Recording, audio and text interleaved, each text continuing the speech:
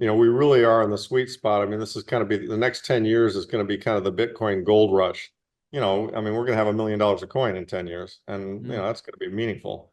But we could have $1 million a coin a lot sooner than 10 years also if we hit that tipping point, in my view. I think you buy it and you hang on to it, and knowing that, given enough time and letting time and adoption do its thing, it will be much higher in 5 years and 10 years and 15 years. We need to live in a deflationary world. Therefore, we need a currency which matches that world. These are the exact words said by investment manager and Austrian economist Lawrence Lepard in his previous interview with Peter McCormick. Lepard's investment management firm focuses on monetary debasement insurance, and he strongly believes that Bitcoin is the one true asset that everybody needs to escape the troubles of TradFi. Now, in his recent interview with Luke Mikic, Lepard shares his latest Bitcoin predictions, stating that $10 million per coin is possible due to its ongoing massive boost in demand. He predicts that within these 10 years, Bitcoin could keep on skyrocketing to newer and newer all-time highs. We will now bring you clips of Lawrence Lepard as he explains why Bitcoin is set for tremendous growth and adoption. How many times have you eaten junk this week? You're just wasting your money. Stop. You don't have time. Don't miss out this 2025 bull run. Educate yourself first ahead of the crowd. Skip your next junk meal and instead invest in your education. We have created the ultimate step-by-step crypto cheat guide that will guide you this bull run. Unlock the secrets of crypto and make smarter investments today. Now by clicking on the link below to get your exclusive copy just under $10. The adoption could happen even more quickly than we think. I mean, we just don't know. To me, it's pretty obvious where we're going, and we live in a very digitally connected world, and word travels quickly, and information travels quickly. When everyone comes to the conclusion that, you know what, I can't trust this government, they are never going to stop printing. Get me out of here. And that's what we all, in Austrian terms, define as Gresham's law, which says when you know your money is losing value very, very rapidly, you exchange it for money that's not losing value. And it's funny because Americans are very unfamiliar with this and haven't really thought about it. We've had a generally stable currency, since World War II. We won that war and a lot of things. And, we haven't had hyperinflation since, we were founded in '89 when the Continental hyperinflated. And so the bottom line is, Americans aren't very tuned into this, but people who live in Argentina or, people from the Eastern Bloc countries or people from Venezuela or Zimbabwe, I mean, other people from other countries actually get it a little more than the average American gets it, that, it's possible for your government to be so irresponsible that your currency becomes worthless. I'm not suggesting that will happen, but I am suggesting it's one of the possible outcomes. 40 years, everything's going to be denominated in sats, because what we've got here is a form of money that's superior to government money. And if you look at history, the best technology always wins. I mean, when, as Safe says, when gunpowder got invented, people kind of stopped using spears and axes. They started firing bullets, and so, this is a form of money that can't be printed. It's sounder than anything a government can create, and it's super easy to transfer and move around, and therefore I think it's destined to become the base layer of money. Now, is it today? No, of course not. In other news, Hong Kong has just launched 6 spot Bitcoin and Ether exchange-traded funds, making it the first in Asia to offer retail investors the ability to trade cryptocurrencies at spot prices. The ETFs were issued by 3 Chinese firms and approved by Hong Kong's Securities and Futures Commission 2 weeks prior. While initially trading at higher prices, the ETFs saw fluctuations throughout the day. This move is seen as positive for Hong Kong's markets, positioning the city ahead of others like Singapore and Dubai in establishing regulated hubs for digital assets. However, the demand for these products in the region remains uncertain, with expectations of slow initial growth. Despite potential challenges, executives remain optimistic about the long-term prospects for crypto assets in Hong Kong. How do you think this will go? Let us know in the comments. And with that, here are more clips of Lawrence Lepard.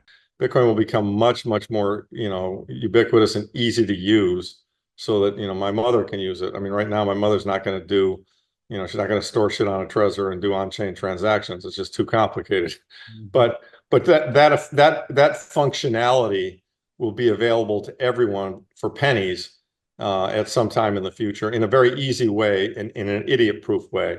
But it's going to take 5 years, 10 years to fully roll that out. So, but I can just, I can see it clear as day, and I think Lynn and Michael see it as well. And so, My view is if there are a limited supply of these things, 21 million, it's kind of like you want to own them and, avoid the rush, buy now because they're going to be more expensive in the future. I mean, I often talk about how much fiat money there is out there. And I talk about, as an example, there are 54 million millionaires in the world. There are 21 million. I mean, every millionaire in the world couldn't even own one Bitcoin. So if you own one Bitcoin and this becomes money, you're kind of almost by definition a billionaire. What I would reference is a book written by Malcolm Gladwell called The Tipping Point. And what it suggests is that a new innovation comes along and there's a period of time where the innovation is kind of getting ironed out and figured out, and less than 10% of the population is using it.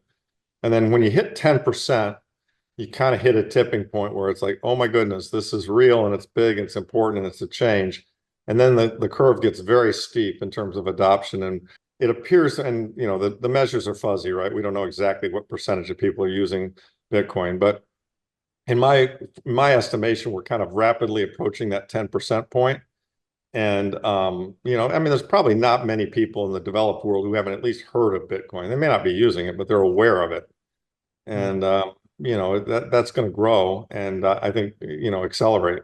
But what you're looking at here is a chart that has countries listed on the left, and then the population that are using, and they define it as crypto, which, I don't like the term crypto, really like Bitcoin, but you have to assume that within crypto, a lot of it's Bitcoin. And then the right, so that's the blue bar, the number of people who are familiar with crypto in that particular country. And then the right bar is the share of the adult population in percentage terms. So for example, in India, 299 million people have used crypto, and that represents 29% of their population. China is very low. They're at 931 million, 8%. Basically, I think if you look at this and you kind of average it out, I think one could say we're share of adult population in all these countries, it's got to be averaging 10%, right? When we get to the 10%, the acceleration takes place. Certainly not everyone owns crypto. In fact, less than 10% of the population owns crypto, but it's the awareness is there. As you can see, Bitcoin, that was, we were below 10% in 2020, but I think we're crossing 10% now.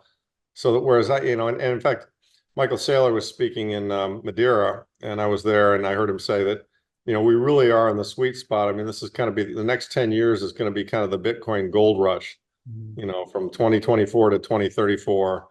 The entire world is going to come to embrace this thing, and I think he's right. Meanwhile, Raul Pal, CEO of Real Vision, discusses Bitcoin's recent decline and identifies a potential bull flag pattern indicating a forthcoming rally. Pal believes that the recent price corrections are only temporary, and that Bitcoin and other cryptocurrencies will soon go back to soaring values. Pal predicts another 2 or more nasty corrections triggered by excessive leverage. But after these series of price corrections, Pal believes that the crypto market will hit peak mania by 2025. Based on historical patterns, Pal foresees Bitcoin reaching $300,000 per coin this cycle. He is also looking forward to crypto summer, which signals the beginning of the altcoin season. In this period, he expects Ethereum and Solana to outperform Bitcoin. Do you agree with these predictions? From what we also discussed, Lawrence Lepard predicts that Bitcoin could reach $10 million per coin within 10 years. Do you think this prediction is too bullish, or not bullish enough?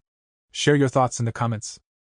If you enjoyed this video and would like to see more similar content, give this video a like and subscribe to the channel for your daily dose of crypto news. Click that notification bell so you'll always stay updated and never miss out on any important information. Thanks for watching. See you in our next video. For more Daily Dose Crypto news, check out these 2 awesome videos on your screen. Click now and we will see you on the next video.